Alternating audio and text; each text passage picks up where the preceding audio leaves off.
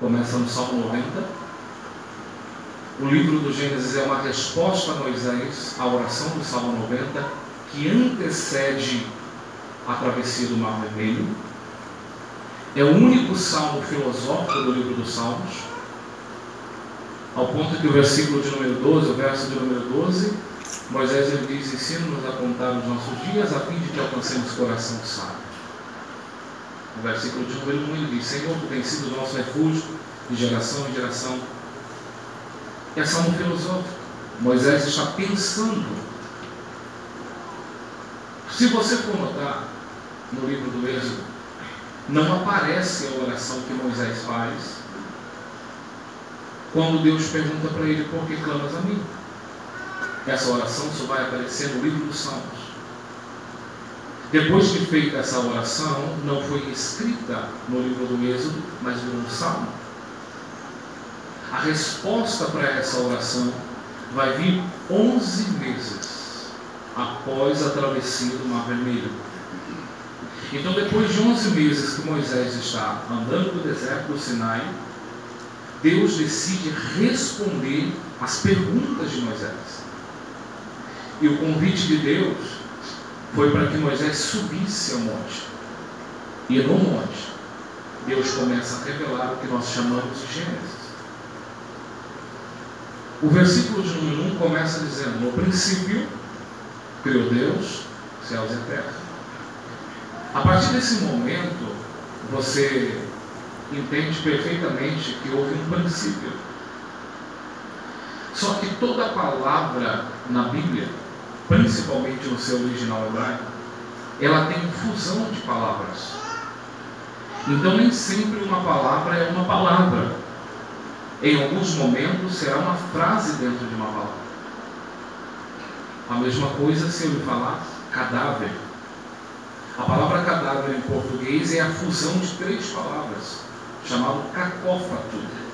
Pastor, por que você está falando isso tudo? Você vai entender já. Cacófato é a união de 2 ou mais palavras para a formação de uma terceira. Então, cadáver no português significa carne dada a vermes. Cadáver. Não é diferente no hebraico. O primeiro versículo que você lê em português, no princípio, criou Deus os céus e a terra, no original está Bereshit bara Elohim et hashamayim ve'et haaretz. Perceba que a primeira palavra do primeiro versículo é Bereshit. Quando nós estudamos teologia, eu acredito que os obreiros que aqui me ladeiam se aplicam no estudo, entendemos que a palavra Bereshit significa no princípio. Ok? Só que quando você vai dissecar essa palavra, começa a palavra, vai dissecar essa palavra, você vai observar que ela não é uma palavra, mas uma frase. Bereshit ela é composta de Berit, Rosh e Ish. Berit, Rosh e Ish. Berit significa aliança, Rosh, princípio, Ish, homem. Então perceba que o versículo vai ficar transfigurado. Princípio da aliança de Deus com o homem quando criou os céus e a terra. Então você vai dissecando. Aí agora você entende que a resposta de Deus a Moisés, em nenhum momento foi lhe dar a resposta de como aconteceu a criação, mas sim o porquê.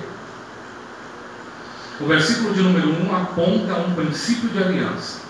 Então esse princípio com o homem não é princípio de começo, mas é princípio de lei. Princípio aqui aponta lei.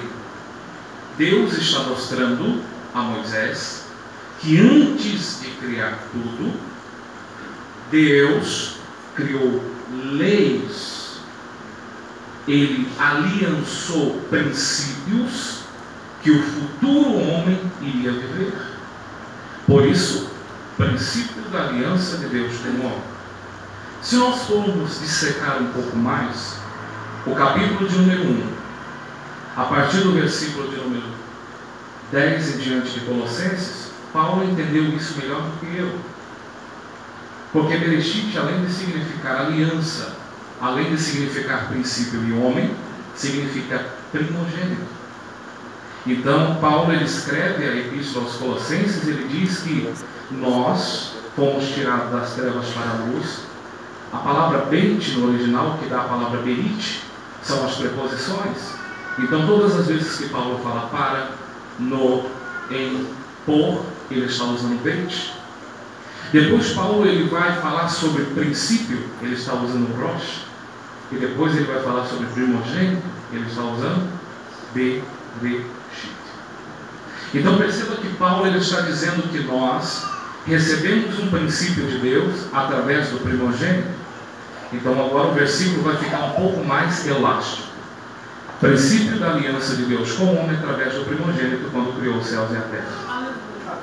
Mas aonde está isso, pastor? Capítulo 13, versículo 8, parte B do livro do Apocalipse. Eis o Cordeiro de Deus, que foi morto, quando? Antes da fundação do mundo. Então aqui está a prova de que o Cordeiro já estava no princípio.